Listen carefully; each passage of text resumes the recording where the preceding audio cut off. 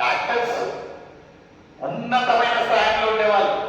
ఆయన కంటే చిన్న పిల్లలు సొంతంగా ఆయన కుమారుడే. చూడండి ప్రియమైన సోదరు సోదరులారా, this is the power of prayer. ఏం చేయకుండానో ప్రార్థిస్తే మన యొక్క పరిస్థితులను మార్చి దేవుడు. హల్లెలూయా, హల్లెలూయా. ఇక్కడ ఉన్న దానియేలు అదేంటి, దానియేలు ఫైటింగ్ చేయలేదు, సింహములతోటి ఫైటింగ్ చేయలేదు. ఆయన ఏం చేశాడంట, మీరు ఎప్పుడన్నా చూడండి దానియేలు మళ్ళీ ఒక సింహం గుహల ఫోటోను చూసినట్లయితే సింహాలన్నీ రౌండ్ ఉంటాయి. దానియేలు ఏం చేస్తా ఉంటున్నారంటే పైన చూస్తాం. నిజంగా నాకు ఈ యొక్క దృశ్యం అనుకుంటే నాకు ఐ ఫీల్ గూస్ బంప్స్. ఎందుకంటే దానియేలు ఒక నమ్మకం ఏమంటున్నదంటే, అరే ఈ సింహాలు సృష్టి, దేవుడు సృష్టించాడు, సింహాలని పేరు పెట్టాడు, సృష్టించాడు. క్రూర మృగమే ఉండొచ్చు, అయితే ఆయన ఒక దృష్టి ఎక్కడ ఉన్నది, ఒక సృష్టికర్తని. సృష్టికర్త ఆజ్ఞయిస్తే ఆయన నన్ను హాని చేస్తాడు. చూడండి, మనం ఎక్కడ మన ఒక దృష్టి ఉంటున్నది, ఎక్కడ ఉంటున్నదండి మన దృష్టి? సృష్టికర్త వైపు ఉంటున్నదా, ఆ ఒక విశ్వాసంతో ఉంటున్నదా, ఆ ఒక భారంతో మనం ప్రార్థన చేస్తా ఉంటున్నామా? ఎలా ఉంటున్నది? నిజంగా ఈ యొక్క పరిస్థితిని అనుకున్నట్లయితే తర్వాత అక్క బావ దేవుని దగ్గరతోటి ఇల్లు చేరారు. తర్వాత దేవుడు యోగుకి ఏమైతే ఆ ఒక 200 ఆశీర్వాదం వచ్చారో వాళ్ళకి 200 కాదు 100 వచ్చింది. హల్లెలూయా, హల్లెలూయా. ఇప్పుడు అక్క ఎప్పుడన్నా వచ్చినప్పుడు నేను మన గురించి, మన కుటుంబీకుల గురించి, ప్రేసలు అందరి గురించి ప్రార్థిస్తాను. అందరి గురించి మనము ప్రార్థనలో స్వార్థం అనేది ఉండకూడదండి. నేను నా కుటుంబం వాళ్ళంతే కాదు. ఇక్కడ ఎందుకంటే దేవుడు మన ఒక ప్రార్థనలను ఆలకిస్తూ ఉంటాడు. మనం యోగు రాసిన దీంట్లో చూసినట్లయితే 42వ అధ్యాయం 10వ వచనంలో ఏముంటున్నదండి, ఒకసారి చదవండి. యోగు 42వ అధ్యాయం 10వ వచనం ఏంటండి? యోగుగా ప్రార్థించాడు కదా. ఆయన యొక్క పరిస్థితి, ఆయన యొక్క స్థితిగతులను చూసి మనమైతే మనల్ని తప్ప వేరే వాళ్ళ గురించి ప్రార్థిస్తాం. అయితే యోగులో ఒక గొప్పతనం ఏమున్నదంటే, సాధారణంగా ఎవరైనా తీసిన ఎవరి గురించి అంటే, అరే బాబు నీ గురించి నువ్వు చూసుకోరా, నేను పెంకులతో గీరుకుంటాను. ఉన్న ఆస్తి అంతా పోయింది, ఉన్న సంపదన పోయింది. కల్పన భార్య ఏమంటా ఉందంటే, దేవుడిని దూషించు, మరణించు అంటా ఉంటున్నది. పిల్లలు పోయింది, ఆస్తి పోయింది, సంపద పోయింది. అయితే నువ్వు నీ గురించి ప్రార్థించేది వదిలేసి ఎవరి గురించి ప్రార్థిస్తా ఉంటున్నదట, స్నేహితుల గురించి ప్రార్థించినట్లయితే ముందు ఏమవుతున్నదట, యెహోవా అతని దయచేసి. అదొక ఎలాగా ముందు చదవనా? మరియు దానికంటే hallelujah, hallelujah. This is not business, it is pure intimacy with God. దేవునితో ఉన్న ఒక ట్రస్ట్ సంబంధం, రిలేషన్షిప్. అప్పుడుండే పరిస్థితి, ఇప్పుడుండే పరిస్థితి, మా అక్క బావ ఇక్కడనే ఉన్నారు. అదొక పాట ఇప్పుడు కొత్తగా ట్రెండ్ అయి కాదు. ఏం పాట అండి అది? ఇది ఏంటది? ఏమైనా చెయ్యగలరు కదా. అందులో ఒక మాట ఫస్ట్ వచనం ఏమైనా ఉంటున్నదంటే, ఎక్కడైతే మనము పడిపోయి ఉంటున్నామో అక్కడనే దేవుడు ఏం చేస్తారంటాం? హల్లెలూయా, హల్లెలూయా. ఎక్కడైతే మనల్ని సిగ్గుపరిచారో, ఎక్కడైతే మనము దూషణ అయింటున్నామో, ఎక్కడైతే మనకు ఏం నిలకడ లేదో దేవుడు ఏం చేశాడంటే మరలా అక్కడికే తెచ్చి మిమ్మల్ని నిలబెట్టాడు. హల్లెలూయా. నేను చెప్పటం లేదు, ఇక్కడ రుచి చూసిన వాళ్ళే ఇక్కడ ఉంటున్నారు. ఎవరు వచ్చినను రాకున్నాను వీళ్ళు మాత్రమే ప్రేసలు ఎందుకు ఖచ్చితంగా వస్తా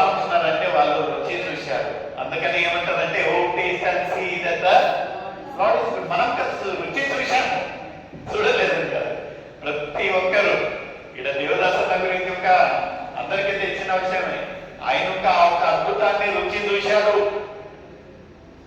అన్నగారు ఎవరు భాస్కర్ అన్నగారు ఈ యొక్క సంవత్సరంలో ఎంతో గొప్పగా రిటైర్ అయింటున్నాడు.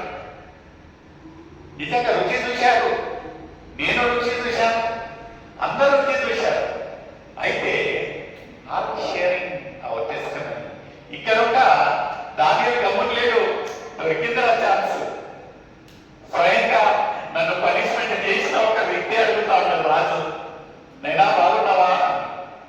ఇన్వెస్ట్మెంట్ టైం ఏ ఒక్క సమయము వృధా చేయకుండా 22వ వచనంలో ఎంత చక్కగా చెప్తా ఉన్నాడు. చెప్పండి చదవండి.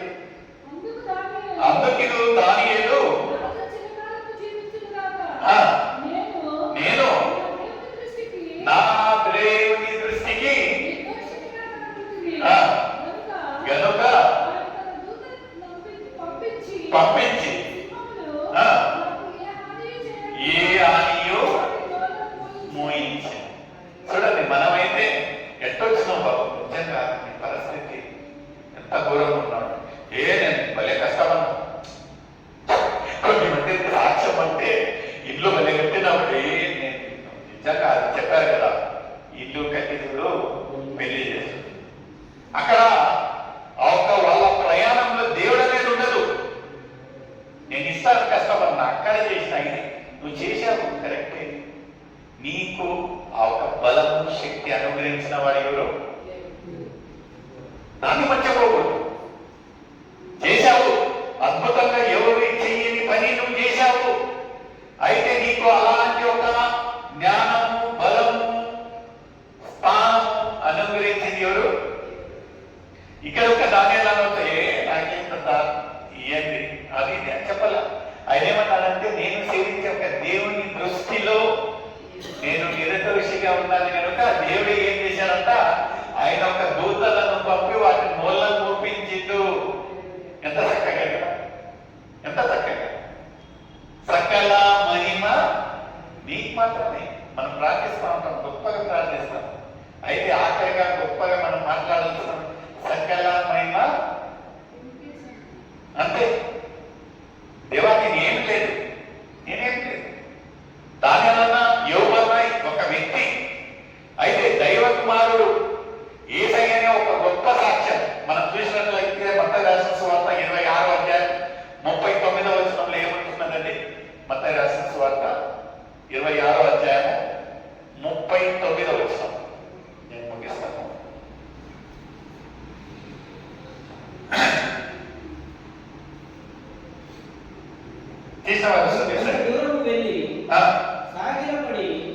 సాగిలబడి నా తండ్రి సాధ్యమైతే ఈ గిన్నె నా యొద్ద నుండి తొలగిపోనివ్వు. హల్లెలూయా. ఎవరండి పలికే మాటలు ఇవి? ఎవరండి? దేవుని కుమారుడు.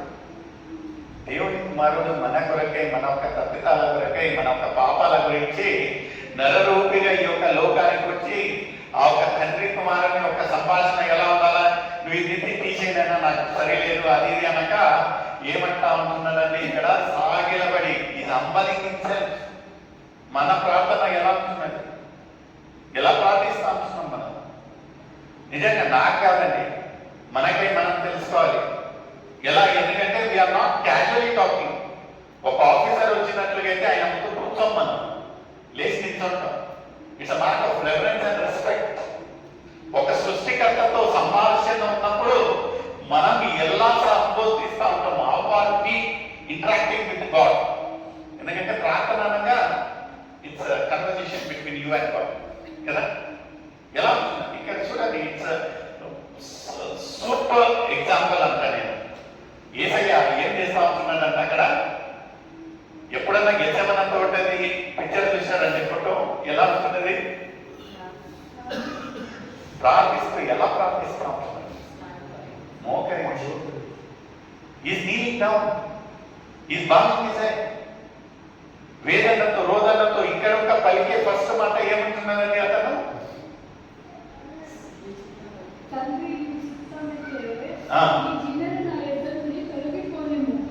నీ చిత్తమైతే. అయితే మనం ఏం చేస్తామంటే దేవుడికి ఆర్డర్ ఇస్తాం. దేవా నేను వెళ్ళిపోతా ఉన్నా, దేవా నేను ఇది చేస్తా ఉంటా, దేవా నేను అది చేస్తాను. ఎన్ని మాటలలో ఒక్క మాట ఆయన అడుగుతాను, దేవా నీ చిత్తమైంది కదా అడుగుతా వస్తాం. This is the way we have to pray. This is the way we have to pray. ఏంటంటే దేవా నీ చిత్తమైతే మనం అన్ని చేస్తాము.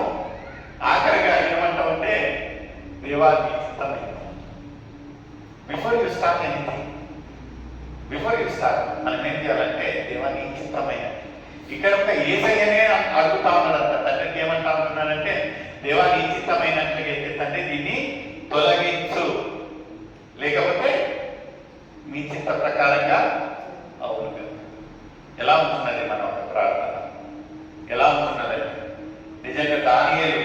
ఎందుకంటే దేవుడు ఏమంటా ఉంటున్నాడంటే మన ముందు ఏ ఒక విరోధులు there is no any weapon formed against us కదా మన ముందే. ఎందుకంటే ఎవరైతే ఈ యొక్క దానియేలు ఒక ఏమంటారు డిస్ట్రాక్షన్ కోరారో వాళ్ళ పరిస్థితి ఏమైంటున్నది? 24 వచ్చినాము 6:24 ఏమైంటున్నదండి? దానియేలు 6:24 వాళ్ళనే కాకుండా వాళ్ళ పిల్లలు కుటుంబ సమేతంగా ఏం చేస్తారంట? తీసుకుని వెళ్ళి ఒక సింహంకు అక్కడ వేసినట్లయితే విదిన్ మినిట్స్ వాళ్ళ ఎముకలతో సహా చూడండి ప్రియమైన మీనిన్నట్టు ఇక్కడ బయటకు వచ్చి దానియాలు కంప్లైంట్ చేయలేదు. రాజుని గ్రహించి ఎవరైతే ఇలాంటి ఒక పని చేశారో వాళ్ళు మనముగా ఏం మన గురించి ఎవరన్నా దూషిస్తే మనం ఎప్పటికీ కచ్చా ద్వేషాలు పెట్టుకోకూడదండి. ఎందుకంటే దేవునికి అన్ని మన స్థితిగతులన్నీ దేవునికి తెలుసు. ప్రార్థించాలి. దేవా నీ చిత్తమైతే వాళ్ళకి మంచి మనసు దయచేయండి. ఇట్స్ అ గోల్డెన్ వర్డ్ ఏమంటున్నదంటే శాత అయితే నీకు సహాయం చేయగానే ఒకళ్ళకు హాని కలిగిస్తాం. అయితే చేయడానికి వాళ్ళు అడగరు. అయితే వాళ్ళకి ఎప్పటికీ హాని మాత్రం చేయరు. ఇక్కడ ఒక దానిని ఏం వాళ్ళ గురించి ఏం చెప్పలేదండి. అయితే వాళ్ళు చేసిన వచ్చిన ఒక క్రియలను రాజుకు తెలిసి ఏం చేశారంట? వాళ్ళకు శిక్ష, వాళ్ళ కాకుండా వాళ్ళ కుటుంబీలు అందరికీ శిక్ష పడినట్టు. మనముగా మన కళ్ళారా ఎవరన్నా మనల్ని తెలిసో తెలియక తప్పు చేసినట్లయితే మన కళ్ళ ముందే తెలిసిపోతుంది. ఎందుకంటే మనము మన యొక్క ప్రాబ్లమ్స్ ఎవరికి చెప్తా ఉన్నాము? దేవునికి చెప్తా ఉన్నాం. దేవా నీ చిత్తం అయితే అంటే ఏం చేయకూడదు. దేవా నీ చిత్తం అయితే కార్యం. ఎందుకంటే ప్రేయర్ ఈజ్ నథింగ్ బట్ పుష్ఫుల్ అంటారు. పుష్ఫుల్ అంటే ప్రేయర్ అంటే సంథింగ్ హ్యాపెన్స్. ఎలాంటి ప్రార్థన చేయాలంటే ఏదో ఒకటి జరగాలి. దేవా నేను ప్రార్థిస్తా ఉంటున్నాను, ఏదో ఒకటి జరగాలి. పుష్ ప్రేయర్ అంటే సంథింగ్ హ్యాపెన్స్. ఫుల్ అంటే ప్రేయర్ అంటే ద లూసిఫర్ లీవ్స్. సాతానాలు ఉండకూడదు ప్రార్థించేటప్పుడు. ఎలాంటి ఒక ప్రార్థన అంటే ఆ ఒక సింహం మూతులని ఏం చేశారంట? నోలను. అలాంటి ప్రార్థన. క్రూర సింహాలే నోరు పుస్తకం ఉన్నాయంట కుక్కలాగా. సాధ్యమేంటి? ఊహలకు అందని, కనులు చూడనివి, చెవులు వినని. వింతగా అనిపిస్తుంది కదా మనకు ఒక్కొక్కసారి.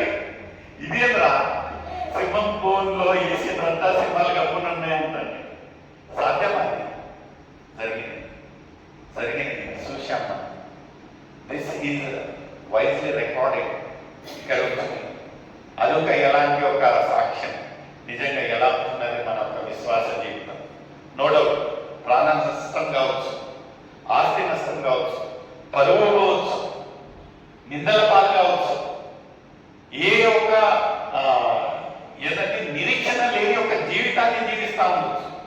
అయితే నిజంగా మనం ప్రార్థన చేసినట్లయితే ఆ రోజున యోగును ఆస్వాదించి ఎంత అండి? 200 ఆశీర్వాదాలు.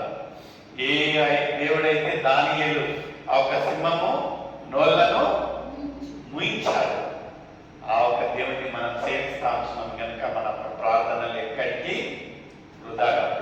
ఎలా ఉంటున్నది మన ఒక ఆత్మీయ నిజంగా ప్రియమైన సోదర, I would like to encourage, I would like to appreciate ఏంటంటే మనం విశ్వాస జీవితానికి బ్యాక్ బోన్ ఉండేది ప్రేయర్ మాత్రమే. We have to pray. We have to pray. Compulsory prayer has a beautiful power. మనకు ఆ ఒక ప్రార్థన పవర్ ఒక్కసారి చూసినట్టుగైతే ఏం లేదు బ్రదర్, ఎంత సూటిగా చెప్తాం తెలుసా? ఎవరన్నా సమస్య చెప్తారనుకో ప్రేయర్ చేస్తారు బ్రదర్. నిజంగా ప్రేయర్ చేస్తా అంటున్నాం. పాపం వాళ్ళు ప్రేయర్ చేస్తా ఉంటారు అనుకుంటుంటారు, మనం ప్రేయర్ చేస్తా ఉంటాం. నిజంగా చెప్పినట్టుగైతే ప్రేయర్ చేయండి. మన గురించే కాదు, ఇతరుల కొరకే ప్రేయర్ చేయండి. ఎందుకంటే ఒక్క వ్యక్తి ప్రార్థన కోరినట్లుగా ఏదో ఒక విశ్వాసంతో మన దగ్గర వచ్చింది. ఈరోజు ఉదయాన్నే జరిగిన ఒక విషయం, నేను బయటికి వెళ్తా ఉన్నా హాస్పిటల్కి. వెళ్తా అంటే ఒక ఆమె ఎదురుగా వస్తున్నా, నేను కనుక్కలా ఎవరనేది నాకు తెలియదు. దాంట్లో నేను హెల్మెట్ వేసుకునేది ఫుల్ హెల్మెట్. నన్ను బాగా తెలిసిన వాళ్ళే కనుక్కుంటారు, నా బండి మనిషిని కనుక్కోలేదు. అలాంటిది నేను ఎదురుగా రాగానే ప్రైజ్ లాడ్ సహజంగా ప్రైజ్ లాడ్ అని నేను ఇంకా ప్రైజ్ అయ్యా నీ గురించి వెయిట్ చేస్తా ఉన్నా. దానిలో ఈమె ఎందుకు నా గురించి వెయిట్ చేస్తానని ఏంటమ్మా అంటే, అయ్యా మా ఇంటికి వచ్చి ప్రేయర్ చేయండి, మీ కొరకే కానుక తీసి పెట్టాను అంటే, అమ్మ మీరు యా చర్చ్ అంటే, మేము జుబ్లీ చర్చికి సంబంధించిన వాళ్ళు. అవునమ్మా యొక్క మా పరిచయం ఎలా ఉంటుందంటే, లేదు మీరు మన రోజున వచ్చి బైబిల్ సంస్థకు కానుక అడిగారు, నేను ఆ రోజు తీసి పెట్టాను. నాకు ఎందుకో మీరు ఇలా వస్తారనుకొని నేను రోజు చూస్తూ ఉంటున్నాను అంటే, లేదమ్మా నేను డీజిల్ షెడ్, సో నేను చాలుక నుంచే పోయేది ఇట్లా రావడం లేదయ్యా, నాకు ఎందుకో ఈ రోడ్లో మీరు కనిపిస్తూ ఉంటుంది, ఇక్కడ ఈ మధ్య దాని నుంచి ఇంటికి తీసుకుని వెళ్ళి ప్రార్థించి కానుక పెట్టి మా గురించి ప్రార్థించండి. ఇదే మంచి అవకాశం ఉంది. అమ్మ బుధవారం మాది ప్రేయర్ జరుగుతుంది, నేను చిత్తం ఉంటే వచ్చి కలుసుకోండి. ఇంతవరకు నాకు అమ్మ పేరు అడగలేకపోయాను. ఏంటంటే పీపుల్ రికగ్నైజ్ దిస్. నా గొప్పతనం అని కాదండి, ఈరోజు జరిగిన ఒక విషయమే జరిగింది. ఎందుకంటే దేవుడు ఒక నిరీక్షణ, ఒక ఆశ పెట్టిస్తాడు. మనం ప్రేయర్ చేయాలని ఎవరైనా కోరినట్లయితే వాళ్ళ గురించి ప్రార్థించండి. వీఆర్ నాట్ డబ్బులు పెట్టడంలో ఏం చేస్తామండి. నేను ఇంకా మన రోజున రాజన్న ఇంకా బాగలేనప్పుడు I just post please pray. వీళ్ళేంటంటే ప్రార్థించండి. ఎందుకంటే ఇతరుల కొరకై ప్రార్థించినట్లుగైతే మన ఆశీర్వాదాలు ఏమైతే అంట రెండంతలుగా అయితే అంట.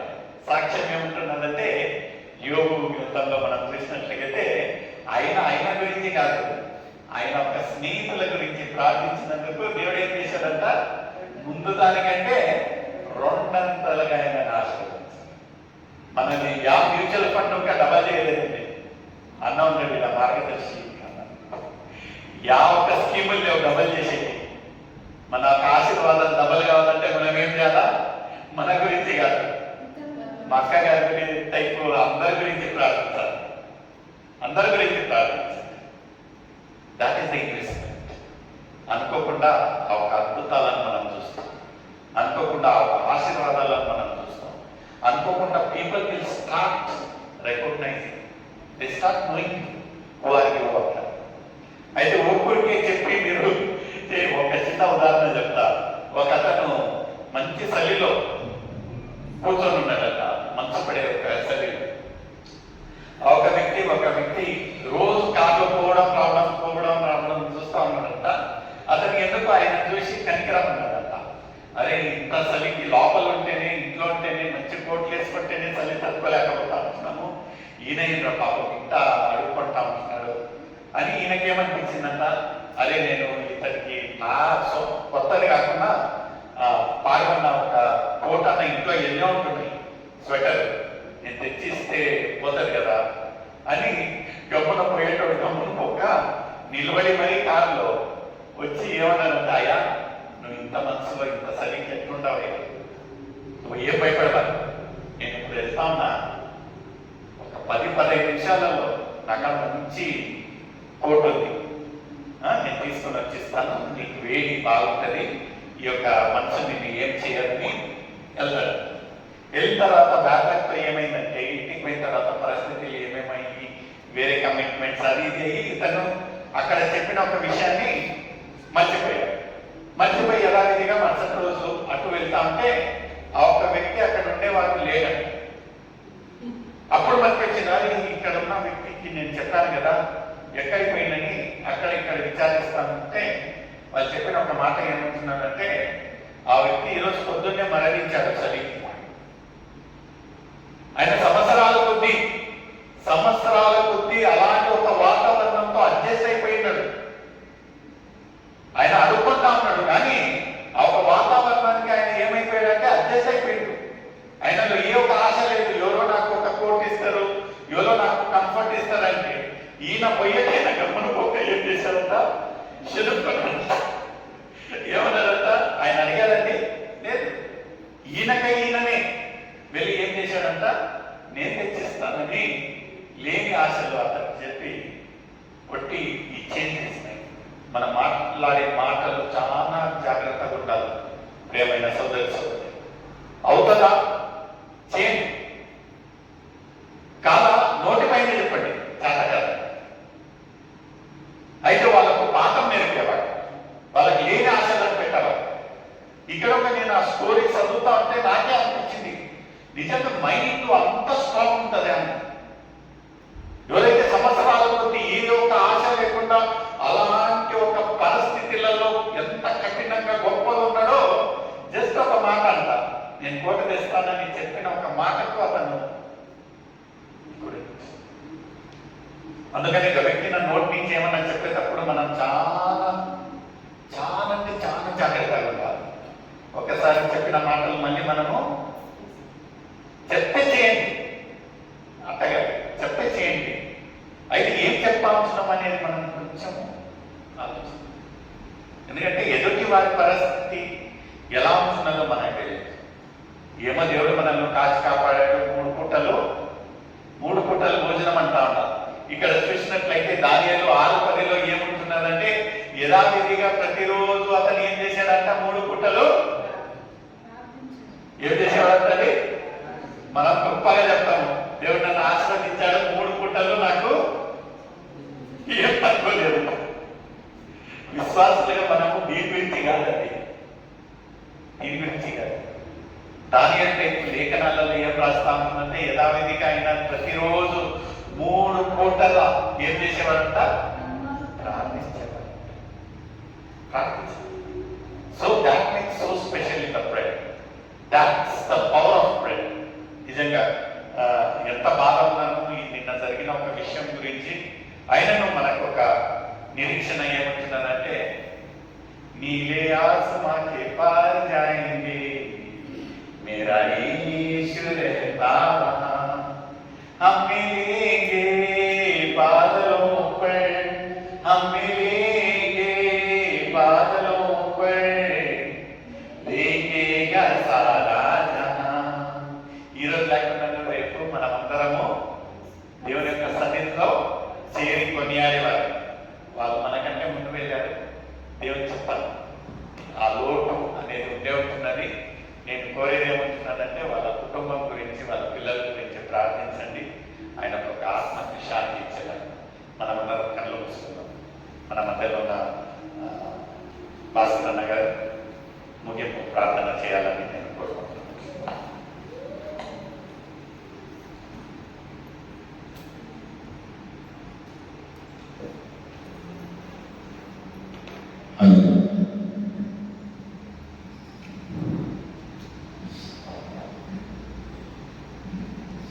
ప్రార్థన చేస్తున్నాం. పరిశుద్ధుల పర్లకి ఈ ఘనమైన స్తోత్రాలు చూస్తున్నాను.